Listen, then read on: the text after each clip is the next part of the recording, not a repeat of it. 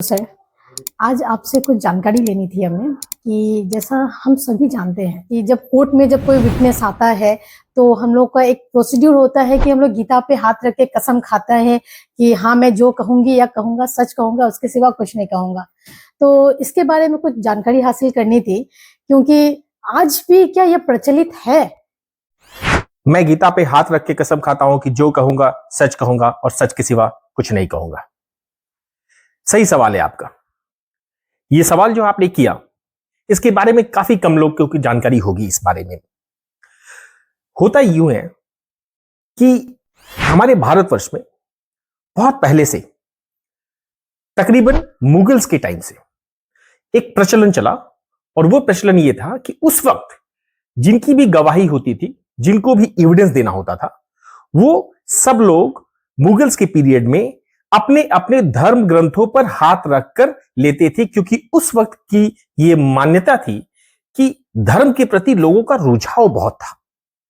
और वो जो रुझाव था धर्म के प्रति, उसकी वजह से हिंदुओं को कहा जाता था आप गीता पर हाथ रख के कसम खाइए, मोहम्मडन्स में कहा जाता था कि आप कुरान पर हाथ रख के कसम खाइए, और क्रिश्चियन को कहा जाता था कि आप बाइबल पे हाथ रख के कसम खाइए।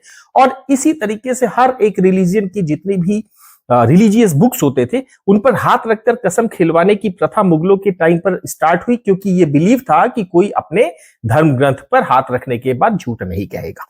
और इस तरीके से आप ये चीज आज तक, अमूमन आज तक आप हिंदी फिल्मों में भी देखती आई होंगी। इसमें हिंदी फिल्मों में दिखाया जाता है, अक्सर यही दिखाया जाता है कि गीता दे दिया जाता है, कुरान दे दिया जाता है, और अभी भी पर हिंदी फिल्मों में जो ये दिखाया जाता है मैडम, वो अब नहीं होता। प्रैक्टिकली हमारे इंडियन कोर्ट्स में अब ये फॉलो नहीं होता। कारण क्या? जब जो ब्रिटिशर्स आए इंडिया पे रूल करने, उन्होंने भी अपने वक्त पर सेम चीज को कंटिन्यू किया। और आप अच्छी तरह और भली भांति जानती होंगी इस बात को कि ब्रिटिशर्स जो भी करते थे इंडिया में, उसके लिए हमेशा कोई ना कोई कानून बना देते थे। इस बार ब्रिटिशर्स ने बनाया इंडियंस ओथ एक्ट 1873। अब इंडियंस ओथ एक्ट 1873 बनाकर वो लोग इस चीज को फॉलो किए। After independence of India also, तकरीबन समझ लीजिए 1950 1960s तक, इनफैक्ट इंडियन कोर्ट्स में भी ये फॉलो हुआ, ये प्रोसीड्यूर फॉलो हुआ ओथ लेने की। इसी टाइम हुआ यूं कि 28th लॉ कमीशन की जो रिपोर्ट आई, उस 28th लॉ कमीशन की रिपोर्ट 1969 में आई थी।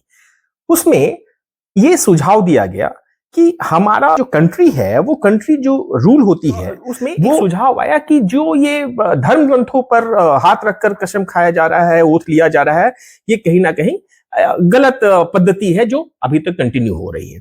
तो ये लॉ कमीशन की रिपोर्ट आने के बाद 1969 में ही ओथ्स एक्ट 1969 इनेक्ट किया गया। एंड नाउ नहीं दिया जाता कोर्ट में हमारे, और जो भी विटनेसेस, आई विटनेसेस जो भी होते हैं, उनको मैडम इस तरह से कहा जाता है कि मैं ईश्वर की शपथ लेता हूं, जो कहूंगा सच कहूंगा, सच के सिवा कुछ नहीं कहूंगा। इसमें यूनिफॉर्म तरीके से ओथ लेने की सिस्टम क्रिएट कर, छोटे उम्र के बच्चों को आप जो है ओथ नहीं दिलवा सकते। इस प्रकार इसमें पूरे चेंजेस को लाकर, और अब कोई भी ऐसा नहीं कहता कि मैं गीता पर हाथ रखकर कसम खाता हूं, जो भी कहूंगा सच कहूंगा, बल्कि उसके बजाय अब फॉलो होता है ओथ्स एक्ट 1969। सो